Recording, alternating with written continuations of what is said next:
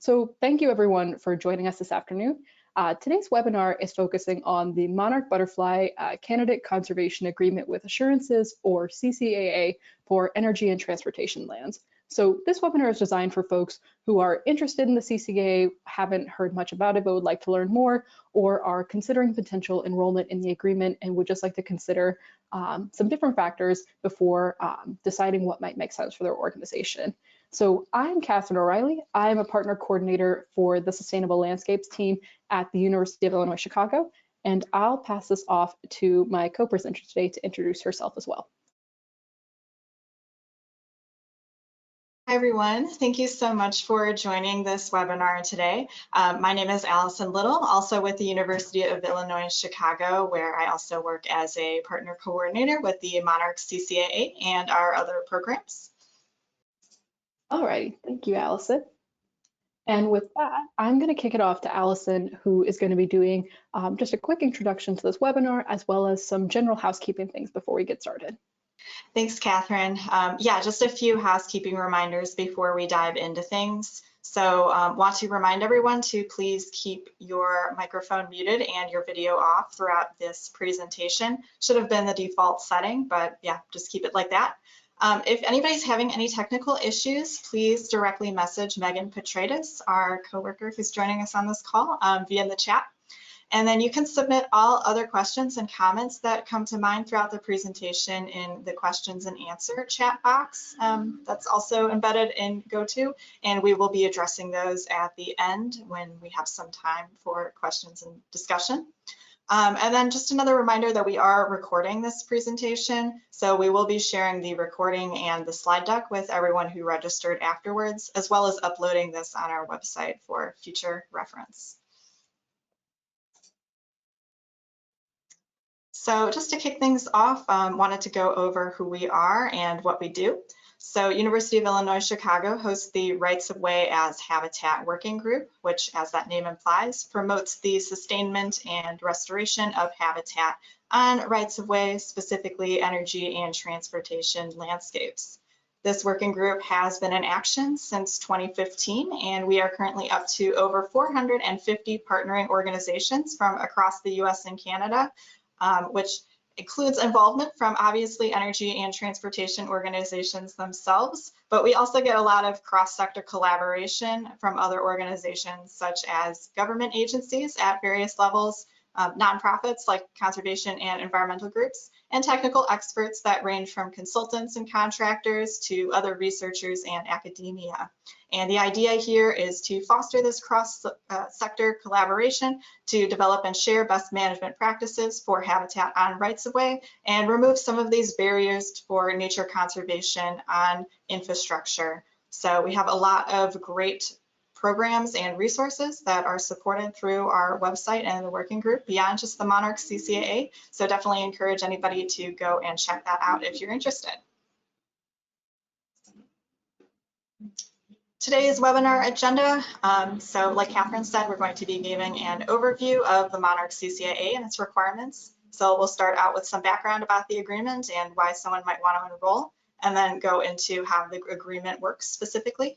And then we'll have hopefully between 20 minutes, half hour at the end for Q&A and some FAQs. Okay, so now I'm going to be transitioning into the main portion of our presentation. So what is the Monarch CCAA and why should someone enroll? So monarch butterflies and other pollinators have faced some really significant declines over the past several decades. Since the 1990s, which is really when monarch butterflies first began to be studied, there's been an estimated 80% decline in their overall population in North America. And you can see how that has panned out for the eastern and western population, respectively. Unfortunately, this past winter, we did see the second lowest estimated population size ever recorded for the eastern population, which is the one that overwinters in central Mexico. And you can see with both of these, there is a lot of fluctuation from year to year, but overall, definitely a lot of downward trends, and monarchs and other pollinators do face a lot of growing threats related to habitat loss and degradation, as well as other things such as pesticide exposure and climate change. So to effectively address their conservation, we really need an all hands on deck approach from a wide variety of participation of different sectors. And U.S. Fish and Wildlife Service, of course, has been watching these population sizes very closely. In December of 2020, the service determined that the monarch was warranted for a listing, but precluded an immediate announcement due to other priorities. And in the meantime, they emphasized opportunities for voluntary conservation for monarchs. And that listing proposed rule is anticipated to be announced this year in December. So if the service does decide to list the monarchs, the final listing would go into effect approximately 12 months later, so December 2025 with our current timeline. And a monarch listing could be pretty major, especially because this species range does encompass the entire continental United States. And monarchs are able to occupy a lot of different landscapes. They're not really confined to specific habitat areas like other species might be. So this has the potential to affect quite a few different sectors.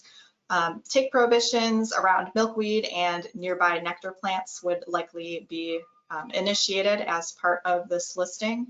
And this could result in quite a few added costs and risks in the form of things such as Section 7 consultations, Section 10 take permits, and avoidance and minimization measures required for projects, as well as all the coordination and extended timeline that would be required for all of that. Any 4D rule would likely be restrictive enough to avoid or minimize harm and still promote conservation. And with a big listing like this, there could also be some element of uncertainty, as there is always room for challenges or changes to a listing decision over time. A solution to this comes in the form of our Monarch CCAA, or Candidate Conservation Agreement with Assurances, which is a Section 10 conservation agreement that hopes to incentivize the voluntary and proactive conservation of monarch butterflies on energy and transportation landscapes before they are listed to the Endangered Species Act. So this is the first ever nationwide CCAA. And our goal here is to create more than 2 million acres of habitat on energy and transportation landscapes.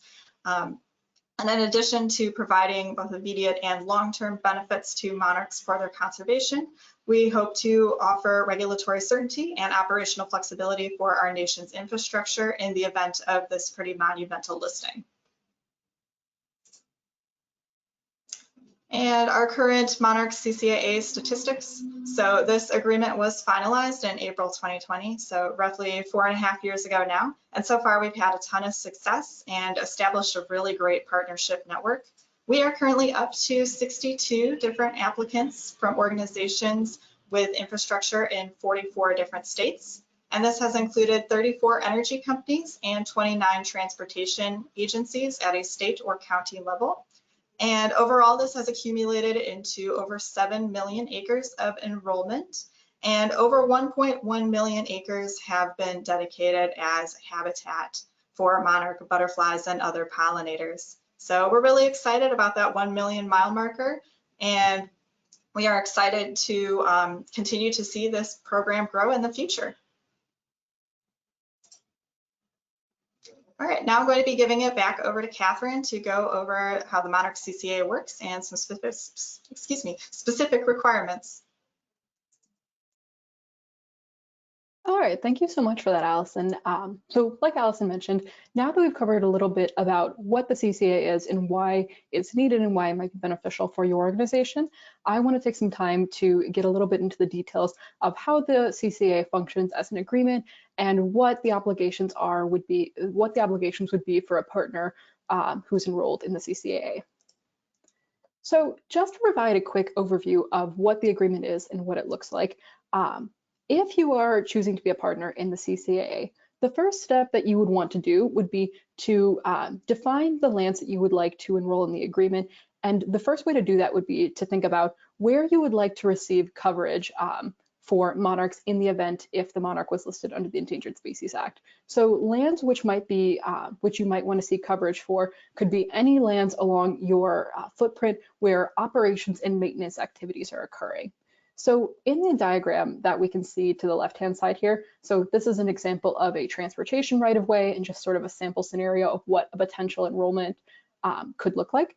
You can see that the entirety of this diagram here, extending from these highly vegetated strips to the far left and the far right, the clear zones immediately adjacent to the roadways and the median, as well as the roadway itself and that impervious surfaces, all of these could be considered as enrolled lands under the Monarch Agreement. And these enrolled lands would be all of the lands for which you would be asking for that incidental take coverage under the agreement.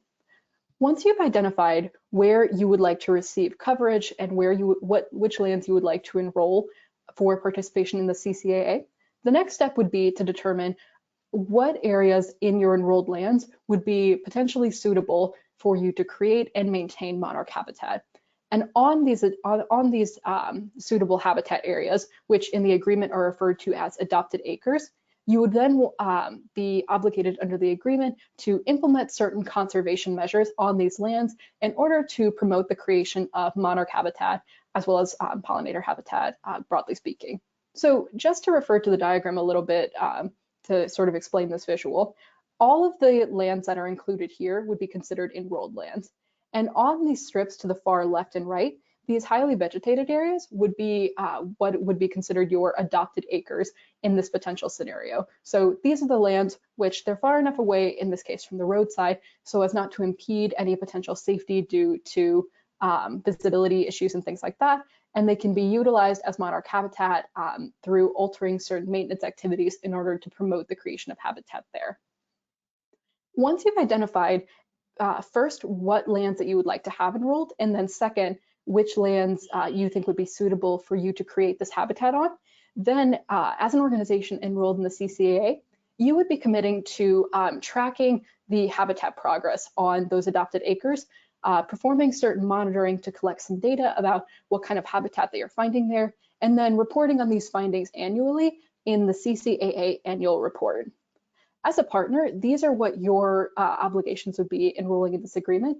And then on our end of things, U.S. Fish and Wildlife Service, in coordination with UIC, who is the program administrator for this agreement, would extend your organization that Section 10 take coverage in the event of a monarch listing under the Endangered Species Act.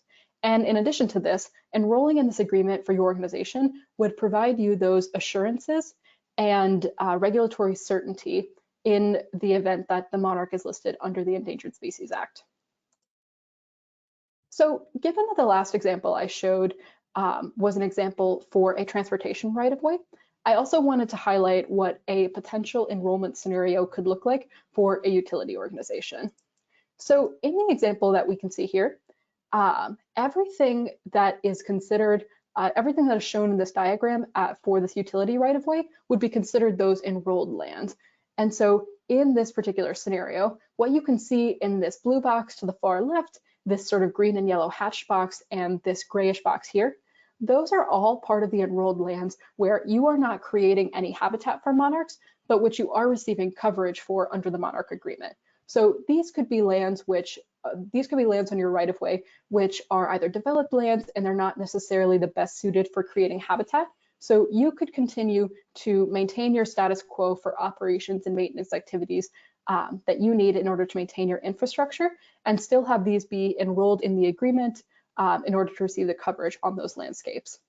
And then where you can see in this sort of orange tan box and this green box here, these would be the subset of your enrolled lands that could function as adopted acres. So activities that could be taking place on these lands in order to create habitat for monarchs could include things like seeding native plants and milkweed species in order to create that habitat, and then also performing beneficial vegetation management activities such as targeted herbicide, periodic mowing, and leaving lands aside to remain without disturbance. All of these activities could qualify as adopted acres and could fulfill that component of the CCAA in creating the habitat that you need in order to fulfill that part of the agreement. And so one thing that I also wanted to clarify is that the amount of habitat that your organization would be committing to creating varies depending on the land use type that you're enrolling. So in the event that you are a utility who's enrolling gas or electric transmission lands, you would be required to create habitat on 18% of your enrolled lands. For generation landscapes, which includes solar sites, that percentage would be 9% of your enrolled lands, and this would be 1% for gas and electric distribution lands. For transportation organizations, you would be asked to create habitat on 8% of your enrolled right-of-way that is qualified as highways, and this would become 5% for rights-of-ways that are considered local and county roadways, as well as railways. So given that I showed a potential enrollment scenario for a transportation right-of-way as well as utility, I also wanted to briefly highlight what a solar enrollment scenario might look like. So as you can see in this diagram here, everything that is shown in this diagram to the right here would be considered enrolled lands, and you would receive coverage for Monarch Take across this entire landscape. In this particular scenario, this vegetated strip to the right-hand side, as well as this trapezoidal region to the bottom right corner, these would function as those 9% of your enrolled lands adopted acres for this potential solar site scenario. Another thing that I wanted to highlight concerning enrollment lands and things like that is that you can enroll any initial size that you would like in the agreement. So we don't hold a certain minimum that our partners are required to enroll. If it is more beneficial for your organization to enroll a smaller amount of lands first and then increase that from there, that is completely fine. And even after you've enrolled in the agreement, you can continue to add or remove enrolled lands to account for changing factors for your organization. The one thing that I will note is that adjusting this enrollment might require additional paperwork in coordination with UIC. However, we're happy to help you through that process and answer any questions you have about that. I wanted to touch a little bit more upon what are the regulatory assurances that an organization would receive by participating in the CCAA. So by submitting a CCAA application and getting approved and authorized to join the program, you would receive an enhancement of survival permit from Fish and Wildlife Service that would be issued under the Section 10 section of the Endangered Species Act, and as well as a biological opinion that would fulfill the U.S. Fish and Wildlife Service Section 10 consultation component as well. Additionally, by agreeing to participate in this agreement and upholding the requirements associated, you would receive assurance from the Fish and Wildlife Service that they will not require any additional or different management activities from you without your consent due to your participation in the agreement. So when I was mentioning earlier that idea of regulatory certainty and what that would look like under the agreement, this is what that was referring to. So that idea that by participating in the agreement and undertaking proactive conservation measures, you are already fulfilling your requirements, and you would not be required. You would be just required to uphold those same agreements you agreed to under the CCAA, rather than having those be changed later in the event of a potential Monarch listing or any associated changes with that. I had also mentioned earlier in those diagrams I had shown that there were certain areas where you are receiving coverage for your standard operation activities as well as certain conservation measures. And so I wanted to take a little bit of time to explain what would qualify as a covered activity as well as what would qualify as a conservation measure. So to start with the covered activities, these broadly fall into three main categories: operations, maintenance, and modernization. So certain activities which could fall under the operations category of things would include things such as highway and road use, access and inspections for certain parts that need them, as well as line or facility operations. Maintenance could include standard things such as vegetation management and repairs to existing structures. And modernization activities could include rebuilding facilities that are in need of repairs, replacing certain projects, as well as upgrading or expanding facilities that already exist. One thing that I also wanted to touch on here is that new construction is excluded from the CCAA. So say that you were a transportation organization and you wanted to build an entirely new road and receive coverage for that new right-of-way that you've created by building this new road. That would not be included that would be excluded from coverage under the CCAA because this was taking a land that was previously undisturbed and then creating infrastructure on it. And we're also happy to talk things through on a case-by-case basis with your organization if you are unsure if something would count as a modernization activity or as new construction.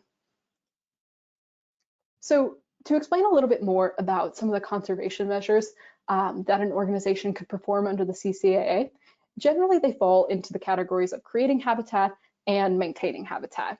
So in that creating category, this would involve things such as the seeding and planting of native flowering plants and milkweed species in order to restore and enhance habitat for monarchs and other pollinators.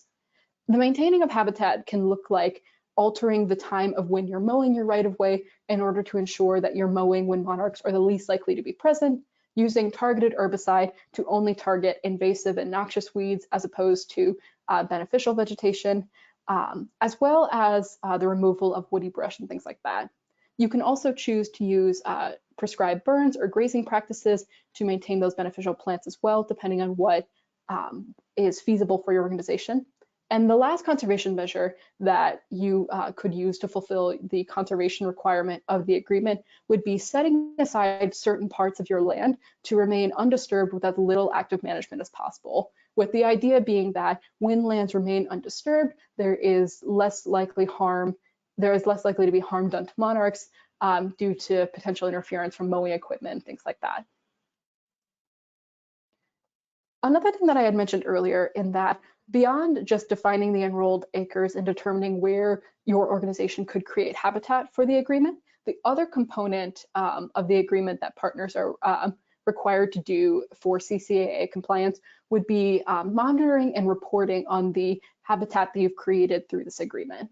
So what monitoring looks like under the CCAA is that on a certain portion of your adopted acres, you would be asked to go out and collect some data about what the habitat looks like on your particular right-of-way, and then summarizing this data in an annual report that highlights the conservation measures that you performed that year, the different monitoring activities you've performed, as well as any other notes that you would like us to know going ahead into your next year of management. Ultimately, the two main goals that the monitoring component of the CCAA is trying to answer concerns the presence of milkweed and the presence of nectar plants. So the question of milkweed is asking, are there multiple milkweed stems present within your adopted acres that you've created through the CCAA?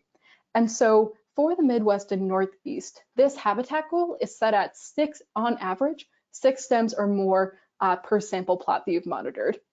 Due to different geographic considerations for the West and South, the habitat goal for partners in those regions is 2 stems or more per plot.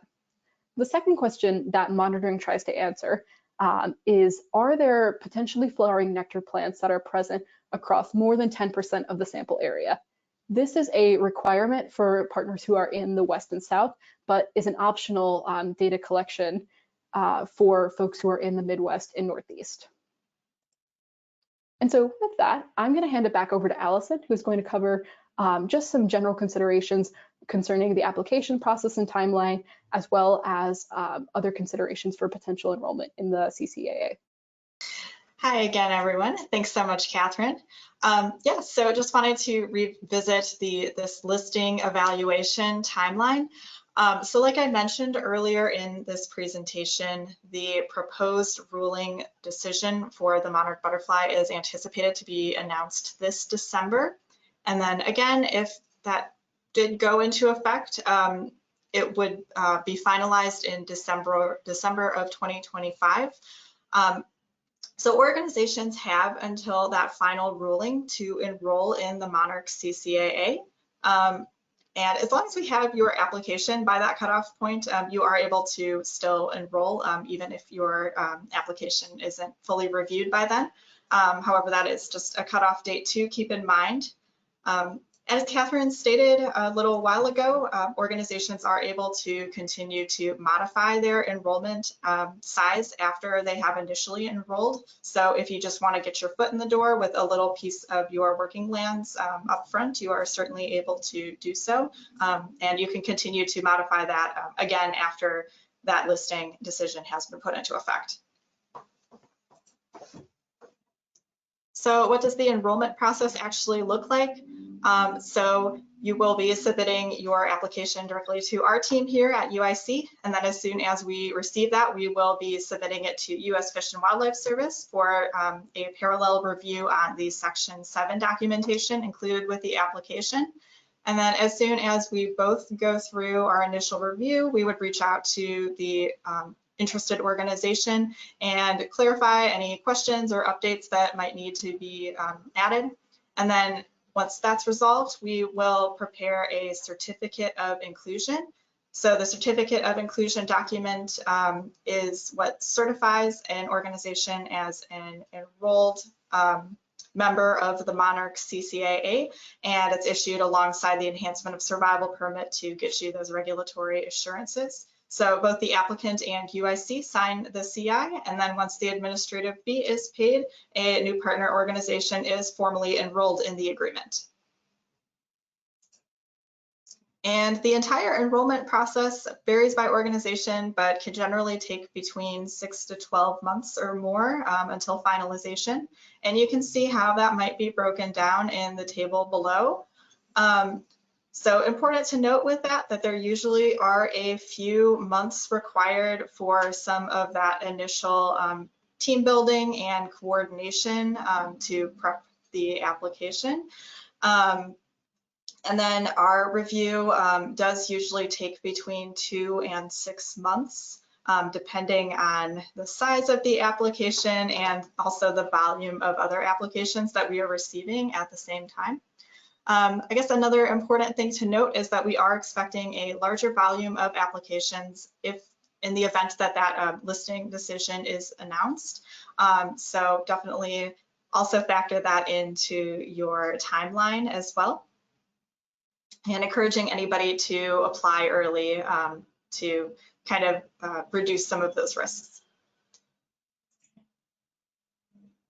Also just wanted to highlight the Bumblebee CBA or Conservation Benefit Agreement, which is another conservation agreement that we currently have in development. So the Bumblebee CBA will address the conservation needs of 11 at-risk species of bumblebee on energy and transportation landscapes, and it will build off of the success of the Monarch CCAA.